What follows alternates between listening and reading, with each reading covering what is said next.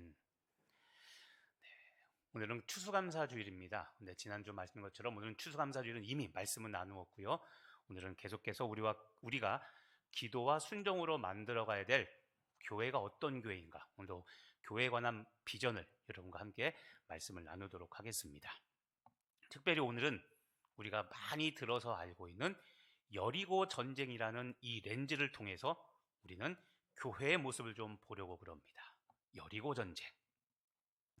이 여리고 전쟁은 여러분, 이스라엘 백성들이 요단강을 건너 가나안 땅에 첫 발을 디딘 그때 가장 먼저 젖과 꿀이 흐르는 가나안 땅에 들어가서 첫 번째로 했던 일이 바로 이 여리고 전쟁입니다. 여리고 전쟁은 군사력에 의해서 승패가 갈리는 고대 전쟁의 하나였습니다. 인명살상이 일어나는 물리적인 전쟁입니다. 근데 동시에 이런 객관적인 전력이나 군사력으로 승패가 판가름 나지 않는 영적 전쟁이기도 합니다. 여리고 전쟁은 다시 말씀드리지만 고대 전쟁입니다. 물리적인 전쟁입니다. 사람이 죽고 진짜 사람이 죽어 나갑니다. 이런 물리적인 전쟁이지만 여러분, 여리고 전쟁은 영적 전쟁입니다. 영적 전쟁으로서 이 여리고 전쟁은 교회가 가나안이라는 이 세상을 어떻게 정복해야 하는지, 교회와 성도가 세상을 이기는 과정과 그 해답을 보여주는 거대한 영적 드라마가 바로 이 여리고 전쟁입니다. 그래서 오늘은 저와 여러분이 이 하나님의 위대한 역사 드라마 속으로 함께 같이 좀 여행을 떠나보려고 그럽니다. 먼저 여리고가 어떤 곳인가? 여리고라는 이 도시는요, 여러분, 해수면보다도 약 240m 정도가 낮습니다. 낮은 지형이라는 것은 무엇이냐면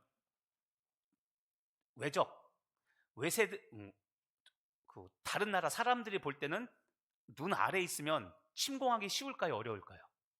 그렇죠. 쉽죠. 공격하기 쉽습니다.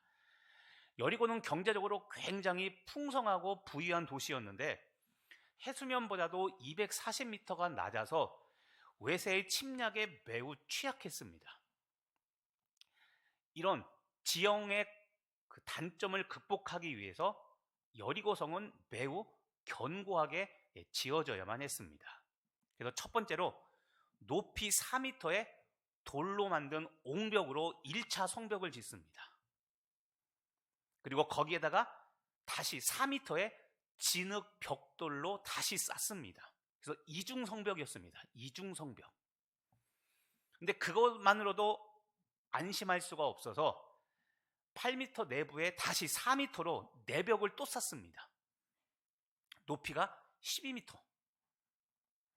근데 밖에서 보면 12m의 이 성벽이 밑에서 위로 올려다보면 약 20m 정도로 보이는, 웬만한 아파트 높이만큼의 그 높이로 보이는 게 이 여리고성이었습니다. 거대한 성읍이었죠. 그래서 여리고성은 요단강 서쪽 지역에서 가장 견고한 난공불락의 철옹성이었습니다. 철옹성. 철로 만든 항아리와 같다. 그렇죠? 외형적인 조건으로 본다면 이스라엘 백성들은 절대 이 여리고성을 정복할 수가 없습니다.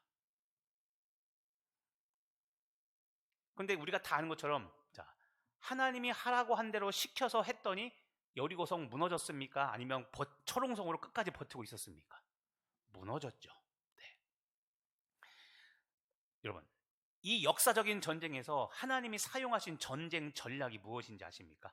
오늘 읽진 않았지만 앞에 여러분 3절부터 5절까지 말씀해 보면 여리고성을 무너뜨리는 전략을 하나님께서 직접 말씀하셨는데, 보시면 이렇게 되어 있습니다. 3절에 보면 성 주위를 매일 한 번씩 돌라는 겁니다. 6일 동안 한 바퀴씩 돌아야 됩니다. 근데 돌 때 4절에 보면 제사장 7명이 언약궤 앞에 섭니다. 그리고 양각 나팔을 붑니다. 7째 날에는 7바퀴를 돕니다. 1일부터 6일까지는 한 바퀴, 7일째 되는 날에는 7바퀴를 돕니다. 그리고 5절에 보면 그 7일째 7바퀴를 다 돌고 나서 백성들이 소리를 친다. 큰 소리로 외쳐 부르면 그러면 성벽이 무너져 내린다고 했습니다. 이게 우리가 잘 알고 있는 하나님께서 주신 전쟁 방법입니다. 세부적인 거 하나가 더 있는데요. 10절을 보시죠. 10절. 10절에 보면 여호수아가 백성에게 이렇게 말합니다. 중반에 보면 너희는 외치지 말며 너희 음성을 들리게 하지 말며 너희 입에서 아무 말도 내지 말라. 한 바퀴씩 한 바퀴씩 성을 돌고 7째 날 7바퀴 도는데 양각 나팔을 제사장이 불고 성을 돕니다. 그런데 우리가 잘 모르는 게 하나 뭐냐면 말하지 말아야 됩니다. 성 7바퀴 돌면서 오늘 날씨 춥지? 아침 먹었어? 야, 여보, 네 자식 수능 잘 봤어? 이런 얘기하면 된다 안 된다? 안 돼요. 침묵입니다. 침묵. 입에서는 어떤 소리도 내지 말라입니다. 그걸 오늘 꼭 기억하셔야 됩니다. 자, 지금 말씀드린 하루에 한 바퀴씩 7째 날은 7바퀴. 근데 돌 때 떠들면 돼야 안 됩니다. 자, 이게 하나님께서 여리고성을 무너뜨린 방법입니다. 7째 날에는 맨 마지막에 큰 소리 외쳐라 하면 소리 지르는 것. 그때만 소리쳐야 됩니다. 그때만. 소리치라고 할 때만. 그러면 자, 여러분께 한번 여쭙겠습니다. 이런 전략이라면 여러분 가나안에서 가장 강력한 이 여리고성이 무너져 내릴 것 같습니까? 단 믿음의 눈으로 보지 말고 그냥 일반 상식으로 한번 보시길 바랍니다. 정상적인 사람이라면 지금 이 전략으로 여리고성 싸우면 무너뜨릴 것 같습니까? 아니죠, 솔직히. 그렇죠? 예라고 대답하시는 분은 이미 학습됐기 때문에 그럽니다. 이 사건을 다 알고 있으니까 그렇게 말하는 것이고, 아니면 예라고 대답하시는 분은 죄송합니다, 제정신이 아닌 분입니다. 일반 상식으로는 어떻게 여러분 그냥 아무 말도 안 하고 한 바퀴 두 바퀴 6번 그렇게 돌고 7째 날 모여갖고 큰 소리 외치면 무너진다. 이건 아니죠. 어떻게 이게 무너집니까? 소리를 아무리 크게 질러도 여러분 돌벽이 무너집니까? 1mm도 안 움직이죠. 또 하나 생각해 보십시오. 자, 여러분들이 여리고성을 지키는 여리고 군사입니다. 여러분들 이스라엘 백성이 아니라 반대편 여리고 군사입니다. 지금 이스라엘 백성들이 이 방법으로 싸우러 왔다면, 그 이스라엘 백성들을 본다면 여러분들은 어떤 생각이 들겠습니까? 가장 강력한 성을 치겠다고 온 군사들이 보니까 군복도 없고 무기도 없습니다. 군사적으로 어떤 위협적인 행동을 하는 게 아니라 아무 말도 없이 그냥 그 수천 명, 수만 명, 그 수십만 명의 사람들이 와가지고 아무 말도 없이 성을 한 바퀴 돌고 집에 갑니다. 저것들이 미쳤나. 둘째 날 됐는데 또 그 수십만의 사람들이 와가지고 아무 말도 안 해요. 그리고 성 한 바퀴 돌고 또 집에 갑니다. 셋째 날, 넷째 날 계속 그런다면 여러분 무슨 이거 괴기 영화 보는 것 같지 않습니까? 여러분이 여리고성 지키는 군사라면 지금 이 이스라엘 백성들의 이 모습들을 보면 어떨 것 같습니까? 야, 쟤네 진짜 훈련 잘 됐다라고 생각되겠습니까? 아니면 쟤네 정신병원에 단체로 입원한 사람처럼 보입니까? 그렇죠? 말하지 않아도 다 알 겁니다. 그럼 또 여쭙겠습니다. 그럼 이런 방법들이 하나님이 알려주신 전쟁 전략이라고 말하기에는 조금 부끄럽지 않습니까, 여러분? 솔직히 우리가 생각할 땐 상상하지 못할 막 기상천외 방법들이 나타나야지 무너뜨리겠다라고 하는데, 그게 아니라 무기도 필요 없고 전략도 필요 없고 그냥 제사장 따라 나와서 양각 나팔 보면 나와서 한 바퀴 돌고 집에 가고 6일 동안 이거 반복하고 7째 날은 상상해 보세요. 7째 날 7바퀴 돌고 소리 질러 그러면 그럼 성이 무너진대요. 여러분이라면 이거 정상적인 사람이라면 이거 이해하기 쉬운 일일까요? 절대 아닙니다, 여러분. 그런데 목숨이 오가는 이 전쟁터에서 이런 전략에 순종해서 싸우라고 했는데, 나 같으면 잘 못하겠는데 이스라엘 백성들은 순종해서 이렇게 싸웠습니다.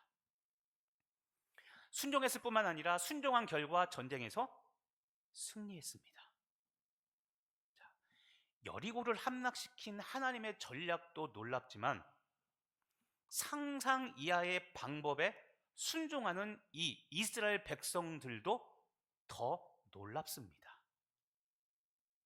여러분, 오늘 말씀 제목이 무엇입니까?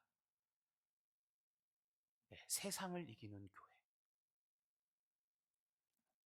이런 방법으로 여러분 세상 이길 수 있다고 그러면 믿으십니까? 자, 오늘 우리가 다시 한번 집중하고 싶습니다. 여러분, 성경적인 교회는 하나님의 말씀에 순종함으로 세상을 이기고 정복하는 교회입니다. 세상을 이기는 교회는 하나님의 말씀이 상식 이하여도 반대로 상상을 초월하는, 내 상식을 초월하는 그 내용이라도 어쨌든 하신 말씀에 순종하는 교회가 세상을 이기는 교회입니다. 잘 분별하시길 바랍니다. 우리는 순종이라는 말을 참 많이 합니다. 교회에서 자주 하는 단어 있죠. 순종, 충성, 헌신, 십자가, 구원. 우리는 이런 얘기를 참 많이 합니다. 순종도 정말 밥 먹듯이 이야기하는 것이 순종입니다. 그리고 순종하면 우리는 다 일단 난 순종한다고 여기지 나는 불순종한 인간 아니야, 이렇게 말씀하시는 분 없을 겁니다. 그런데 여러분, 순종을 다시 한번 보십시오. 지난주 수요일에 제가 노아에 관한 순종을 말씀드렸습니다. 그렇죠? 순종은 양극단이 있습니다. 하나는 상식 이하의 것을 말씀하실 때 순종할 수 있느냐를 우리는 살펴봐야 되고, 두 번째는 내 상식이나 우리가 알고 있는 수준의 것이 아니라 그 이상의 것을 말할 때 순종할 수 있느냐를 우리는 두 가지를 같이 살펴봐야 됩니다. 그런데 안타깝지만 결과는 둘 다 불순종하기 쉽다는 겁니다. 왜냐하면 상식 이하의 것은 말이 안 되니까요. 저렇게 순종하면 저거는 제 종교에 미쳤나 봐, 제 예수에 미쳤나 봐, 이런 말 나올 게 뻔하니까 안 하고, 너무 수준 높은 내 상식을 초월하는 하나님의 초월성이 강조된 것들을 하나님께서 말씀하시면 우리는 저는 못해요, 저는 그런 경험 없어요, 저는 그런 능력 안 돼요 라고 이야기하면서 결국 불순종합니다. 그래서 우리는 냉정해져야 됩니다. 하나님 앞에 정직해져야 됩니다. 지난주 수요일 다시 한번 기억해보죠. 노아에 관한 홍수, 방주 만들라. 이전에 홍수 본 적 있습니까? 없습니까? 인류를 멸망시키는 홍수 본 적 없다고 그랬죠. 그런데 홍수가 있을 거니까 방주 지으라는 겁니다. 본 적 없는 일에 대하여 하나님께서 명령하시고 순종하라고 말씀하십니다. 두 번째, 방주, 홍수가 있고 방주 만들라고 합니다. 노아가 방주 만들어 본 적 있습니까? 없습니까? 노아는 조선아까 나오지 않았다고 그랬죠. 배 만들어 본 적이 없어요. 근데 그거 만들래요. 그것도 작은 배가 아니라 축구장에 3배 이상 되는 크기의 배를 만들래요. 상상할 수 있습니까? 없습니까? 할 수 없는 일들이에요. 또 남들이 하는 일입니까? 안 하는 일입니까? 노아 당시의 사람들은 전부 다 부어라 마셔라, 놀고 먹는 데 정신없었죠. 방주 만드는 게 1, 2년이 아니라 100년 가까이 걸려서 만든 일입니다. 해보지도 보지도 듣어보지도 못한 일들을 하나님께서 하라고 하셨는데 노아는 그거에 100년 동안 순종한 게 노아입니다. 자, 노아의 순종은 나의 상식과 나의 경험을 초월하는, 그래서 할 수 없다는 말이 쉬운 이 말에 노아는 순종했는데, 오늘 여리고성에 관한 이 내용 순종은 어떤 것입니까? 치밀한 군사 전략이 아니라 유치원 아이들도 보면 웃을 일들을 지금 하나님께서 말씀하고 계셨죠. 하루에 한 바퀴씩 돌아라. 7째 날 7바퀴 돌고, 돌 때는 아무 말도 하면 안 되고, 7째 날 돌고 나서 소리 질러라. 그럼 성이 무너진다. 자, 여러분, 순종하는 사람도 이상하고 그걸 보는 사람도 이상하더라도 중요한 것, 하나님께서 하신 말씀이라면 순종하는 것, 이것이 교회가 가나안이라는 세상을 정복할 때 필요한 순종입니다.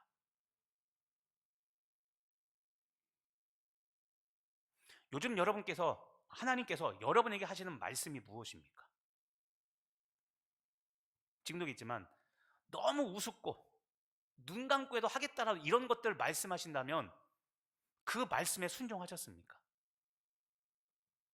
아니면 스스로 나는 믿음 있는 사람인데 고작 이런 거 갖고 하나님께서 말씀하셨을 리 없어라고 생각하시고 무시하고 계십니까?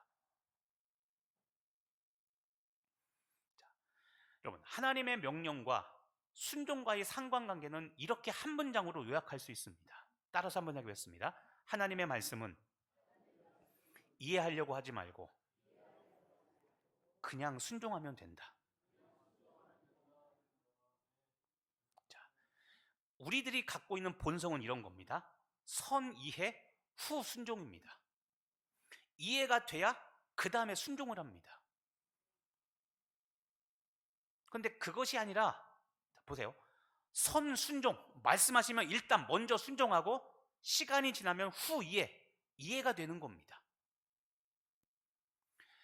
우린 하나님이 이렇게 해주기만을 간절히 바랍니다.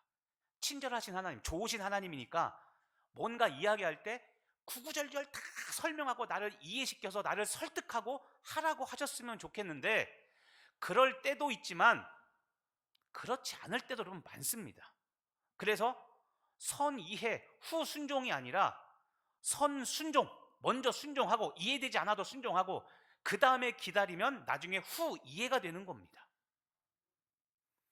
여러분의 인생을 가만히 살펴보십시오. 이런 경험이 반드시 있어야 됩니다. 지금처럼 그때는 이해가 안 돼요. 순종하는 게 너무 어렵습니다.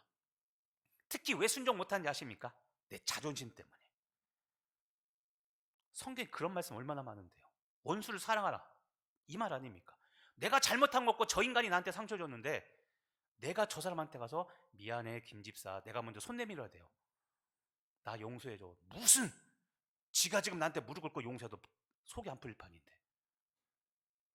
그런데 꾹 참고 자존심 버리고 내가 먼저 가서 손 내밀었습니다. 나중에 시간이 흘러보니 좀 죄송한 이야기야. 얘니까 먼저 손 내밀고 용서를 빌었던 나는 잘 됐는데 고집 부리고 끝까지 손 내밀었을 때도 지가 막 티껍게 이렇게 했는데 보니까 저 인간은 더 안 됐습니다. 자, 그때 깨닫습니다. 그래, 내가 그때 자존심 버리고 내가 먼저 손 내밀었더니 그때는 정말 죽기보다 싫고 창피했는데 지금 보니까 내가 그때 나를 꺾었으니까 하나님께서 나에게 은혜를 베풀어 주셨구나, 나중에야 이해가 됩니다. 이런 경험 없으십니까?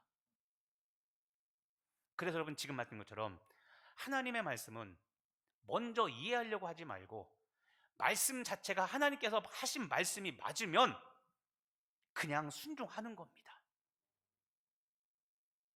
자, 이것을 잘 구별하시길 바랍니다. 여러분, 말씀하신 하나님, 자, 말씀의 내용도 중요한데 말씀의 내용보다 때로는 말씀하시는 분이 더 중요합니다.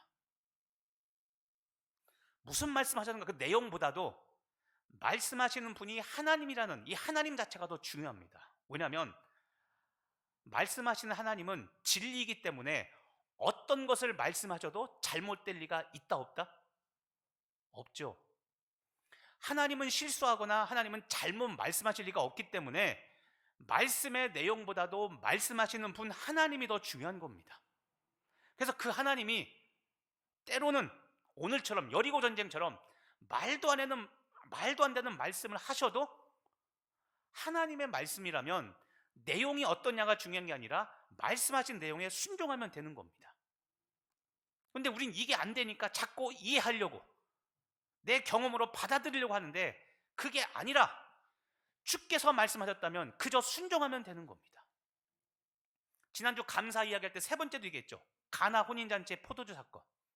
연회장 잔치 매니저가 이해 안 되는 말씀이 있습니다. 예수님 어머니 마리아가 뭐라고 했습니까? 무슨 말씀을 하시든지 그냥 시킨 대로 하라고 그랬죠. 돌 항아리 6개 갖다 놓으라고 하니까 갖다 놨습니다. 갖다 놨더니 어떤 일이 벌어집니까? 물이 포도주로 변해서 다 가득가득 찬 은혜가 있었죠. 여기서 그 연회장이 끝났다고 무슨 소리냐고, 지금은 포도주 살 데도 없고 파는 데도 없고 끝났다고, 손님들 맘상에서 지금 다 돌아갔다고 있는 상황 그대로 이야기했다면 기적은 일어나지 않았습니다. 하지만 무슨 말씀을 하시든지 간에 그대로 했기 때문에 물이 변하여 포도주가 되는 기적을 맛보고 참석했던 모든 손님들이 다 만족하고 돌아갔던 역사가 펼쳐졌던 겁니다. 그게 순종입니다. 근데 오늘 여리고 전쟁의 순종이 바로 그런 순종인 겁니다. 말도 안 되고 상식 이하고, 내가 나이가 몇 살인데 내가 그냥 성을 돕니까? 도대체 찬송을 부르던가 기도하면서 돌아야죠. 맞죠? 그렇게 하면 좋겠죠. 근데 아까 하나님 뭐라고 했습니까? 여호수아를 통해서 아무 소리도 내지 말라고 그랬죠. 입을 열지 말라고. 여러분, 성경에는 이치에 맞지 않는 것들을 참 많이 하나님께서 우리에게 말씀하시고 그런 것들을 명령합니다. 심지어 진리이신 예수님께서 진리가 아닌 것들을 이야기하십니다. 베드로에게 무리를 걸어오라고 합니다.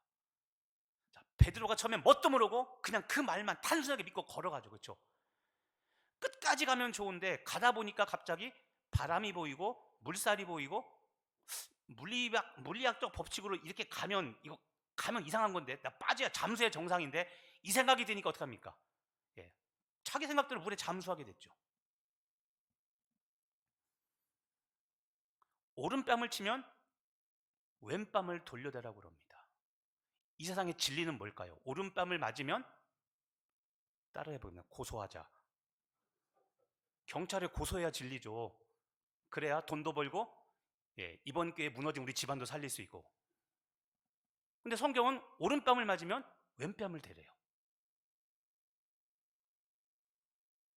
속옷을 달라고 하면 겉옷까지 주래요. 겉옷 주고 속옷 주고 겉옷 줬습니까? 그럼 난 뭐가 됩니까? 벌거숭이 되죠. 이런 개망신이 어디 있습니까? 근데 이걸 이렇게 하라고 누가 말씀하셨어요?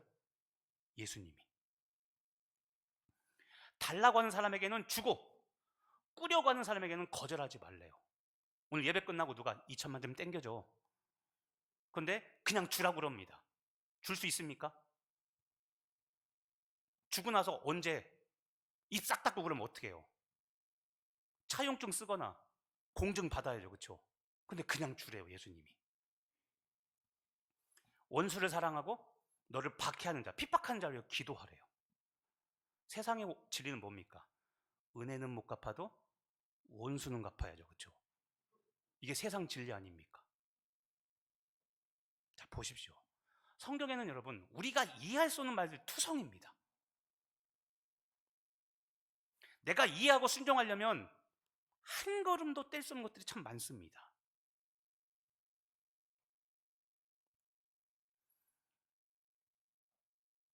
오늘 여러분에게 주어진 하나님의 명령이 이런 것들이라면 어떻게 하시겠습니까?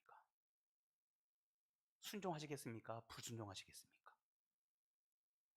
근데 여러분, 교회와 우리 그리스도인들은 이해되지 않는 말씀과 명령에 순종할 때, 그때 세상을 이기며 세상을 정복하게 되는 겁니다.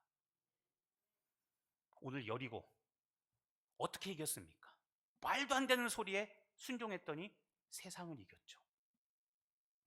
자, 우리의 못된 습성은 머리로 이해해야 몸이 순종하려고 합니다. 또 마음이 편해야 삶을 움직이려고 합니다. 이런 것도 잘 구별하십시오. 일반적인 법칙은 주께서 편안한 마음을 주시는 것이 하나님의 응답이 맞습니다. 그런데 여러분, 항상 마음이 편안해야만 하나님의 음성일까요? 조금 전에 이야기했잖아요. 속옷 달라면 겉옷까지 주고, 달라고 한 사람한테는 무조건 다 주고, 원수 사랑하고 핍박하고 박해한 자를 오히려 기도하고, 이렇게 하라는 명령 여러분 마음 가운데 주시면 마음 편안합니까? 아니면 불편합니까? 솔직히 불편하죠. 그런데 우리는 이거는 생각하지 않고 다 주님께서 편안한 마음을 주시는 거지, 그게 하나님의 응답이야. 우리는 자꾸 이것만 생각하죠. 우리의 순종이 얼마나 편협적이고 조건적인가를 보셔야 되는 겁니다. 그런데 우리가 세상을 이기려면 편안한 것만 순종하는 것이 아니라 내가 불편한 것까지 순종할 때, 그때 우리 그리스도인들은 이 세상을 이기며 복음으로 정복할 수 있는 겁니다. 이해되지 않는 말씀에, 이해되지 않는 그 명령에 순종이라는 영적 모험을 감행할 때, 그때 세상을 이기는 승리가 우리 교회와 성도에게 주어집니다. 여러분 잊지 마십시오. 우리의 이성과 우리의 마음은 한계투성입니다. 내 마음과 내 생각, 내 경험은 정말 불완전하고 제한적이라서 모든 것을 이해하고 모든 것을 경험할 수 없습니다. 그래서 선이해, 후순종이 내 삶의 순종의 원칙이라면 그 사람은 정말 하나님의 1%도 알지 못하고 주님 만나게 될 겁니다.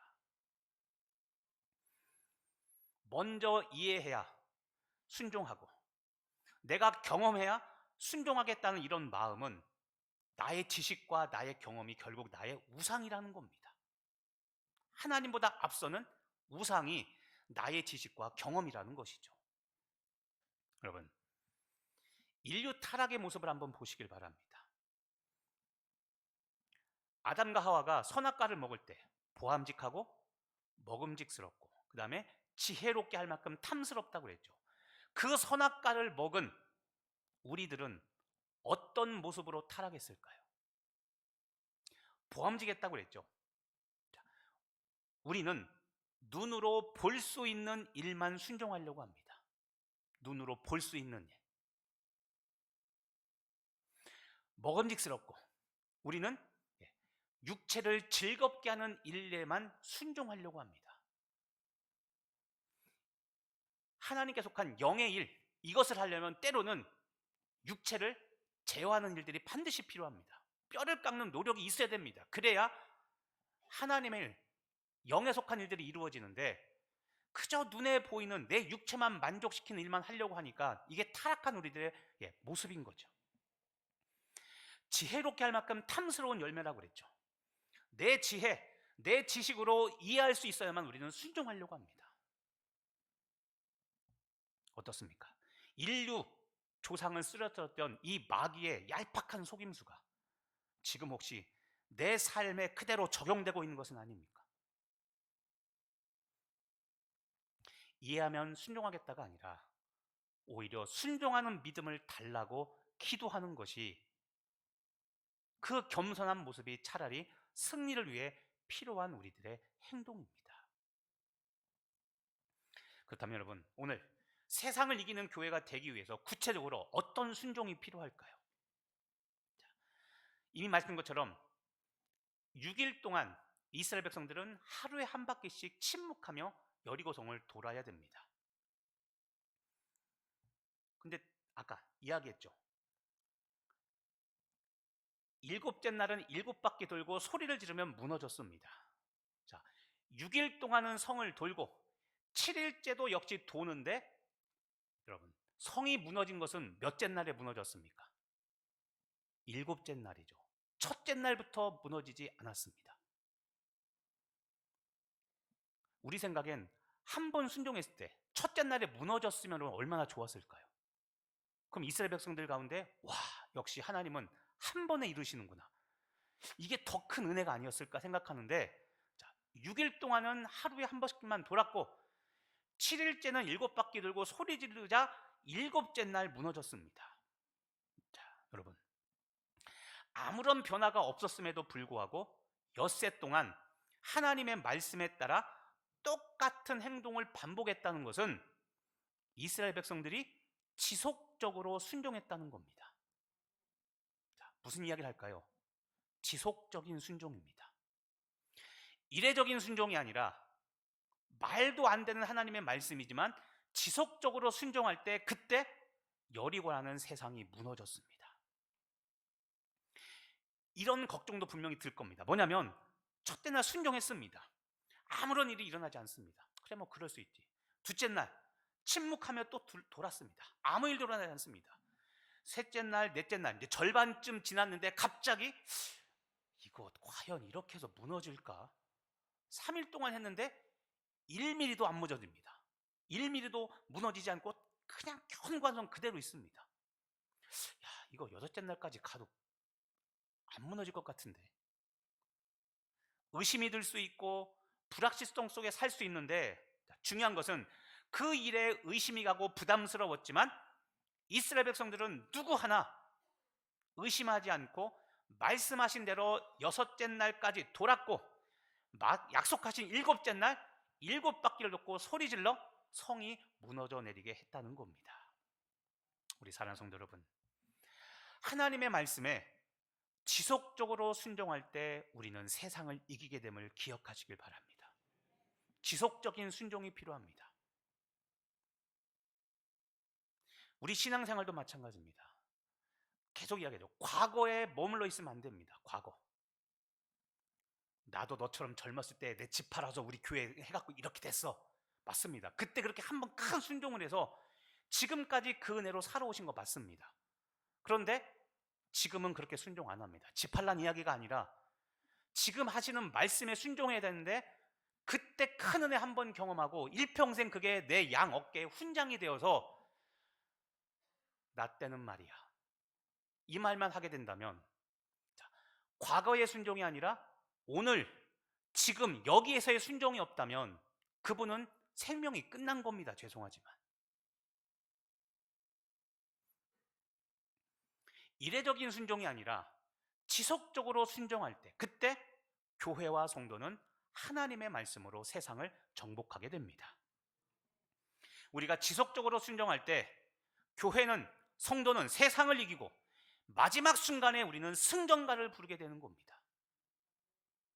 30년 전에는 승전가를 불렀는데 주님 앞에 서는 그때는 여러분 장성곡 부른다면 이거 큰일 아닙니까?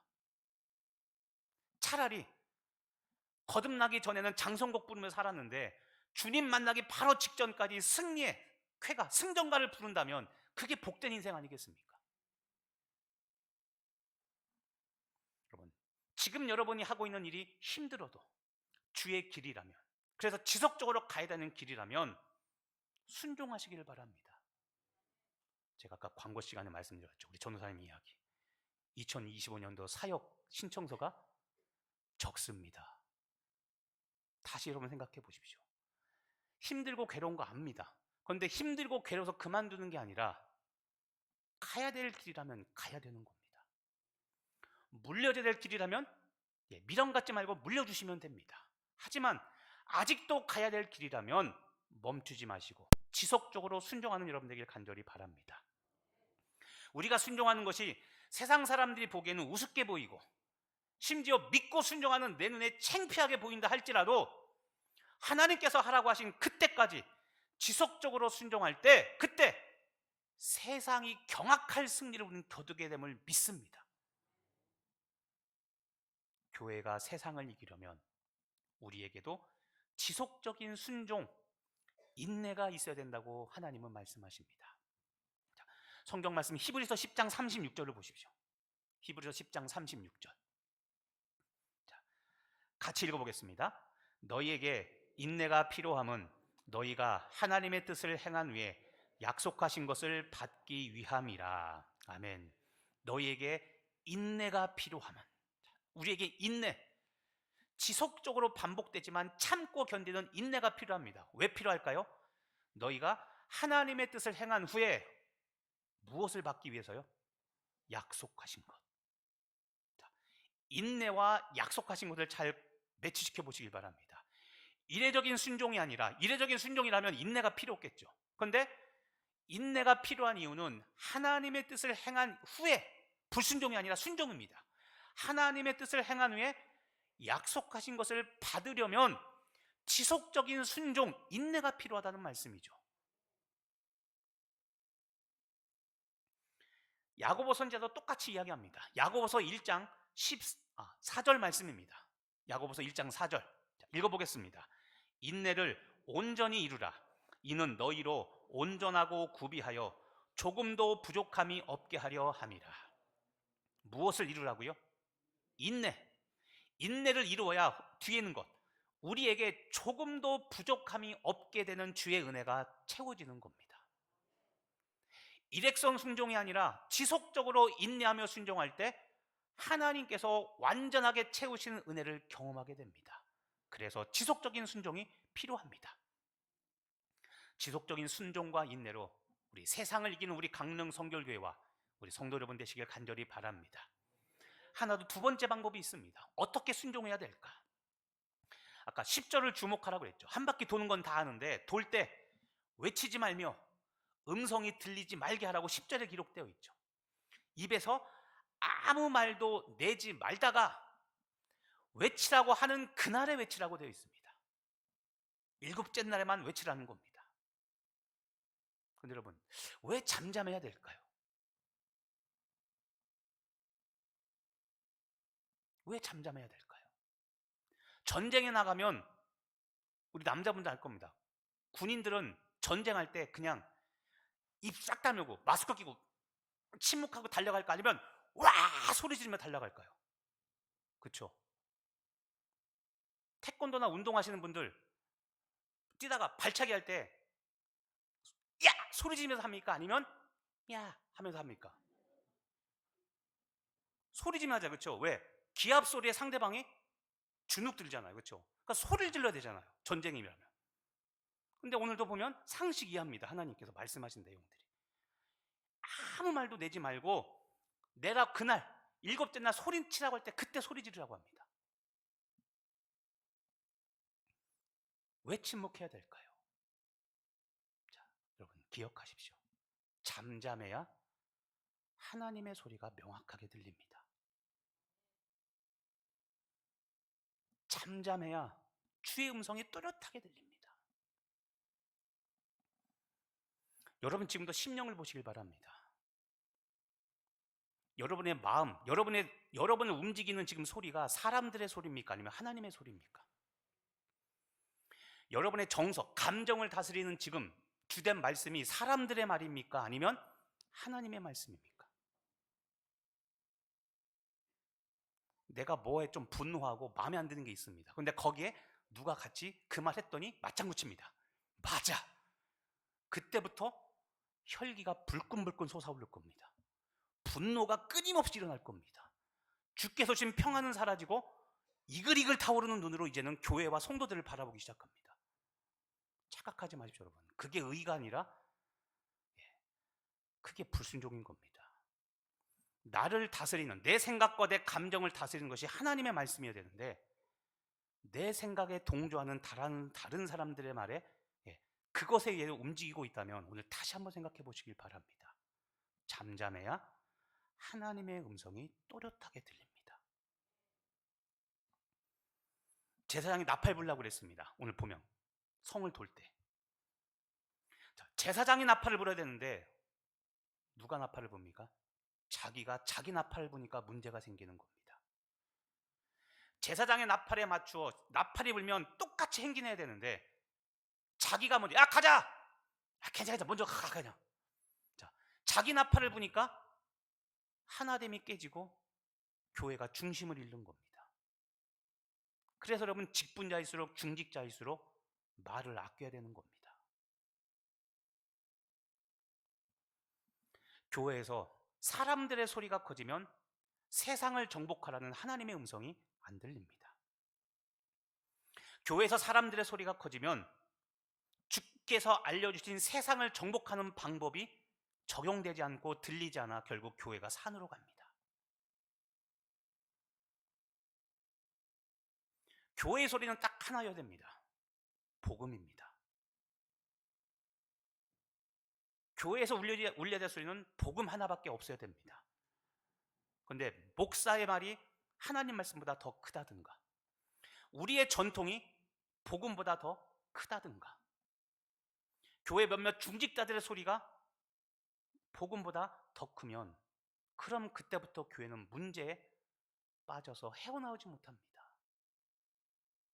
잘 분별하시길 바랍니다. 복음이 왕성해야 되는데 교회에서 하나님의 소리 복음이 아니라 사람의 소리 잡음이 왕성하기 시작하면 그 교회와 그 사람은 무너지기 일쑤입니다. 근데 본인들은 진리를 위해서 싸운다고 착각합니다. 교회는 복음이 사람의 소리, 잡음보다 더 크고 우선해야 됩니다. 지금 여러분을 다스리는 것은 복음입니까? 잡음입니까? 다시 한번 묻지만 여러분의 지금 정세의 기반은 하나님의 소리 복음입니까? 사람의 소리 잡음입니까? 말씀을 정리하면 오늘 이 사건을 신약에서 다시 언급합니다. 믿음장이라고 말하는 히브리서 11장에서 이 여리고성 전쟁에 관한 이야기가 나옵니다. 믿음장에서. 자, 뭐라고 할까요? 히브리서 11장 30절 말씀입니다. 자, 같이 읽어보겠습니다. 믿음으로 7일 동안 여리고를 도니 성이 무너졌으며. 자, 7일 동안 여리고를 도니 성이 무너졌습니다. 그렇죠? 근데 이긴 방법을 무엇이라고 말합니까? 믿음으로. 맨 앞에 믿음으로. 7일 동안 여리고를 도니 성이 무너졌다. 자, 믿음으로가 무엇일까요? 지속적인 순종. 그리고 침묵입니다. 하나님 앞에서의 침묵. 이것이 히브리서 기자가 여리고성을 이긴 단 하나의 방법, 믿음이라고 말합니다. 매일 성주에 한 바퀴씩 돌면서 침묵했고 마지막 날에 7번 돌고 그리고 그때는 소리를 질렀던 것. 세상 사람들이 볼 때는 이 우스꽝스러웠던 방법을, 이 모습을 하나님은 무엇이라고 말합니까? 나의 믿음이라고 말합니다. 믿음. 성경은 여리고 전쟁의 승리의 원인은 단 하나, 믿음. 지속적인 순종과 복음 앞에서의 침묵이라고 하나님은 그렇게 말씀합니다. 세상을 이기는 교회는 지속적인 순종과 믿음을 가진, 이 지속적으로 순종하는 믿음을 가진 교회와 성도입니다. 믿음으로 세상을 이긴다. 거짓말인 것 같습니까? 요한일서 5장 4절 말씀을 보시길 바랍니다. 요한일서 5장 4절. 자, 같이 한번 읽어보겠습니다. 무릇 하나님께로부터 난 자마다 세상을 이기느니라. 세상을 이기는 승리는 이것이니 우리의 믿음이니라. 아멘. 하나님께로부터 난 자, 이것은 구원받은 하나님의 자녀를 말하는 겁니다.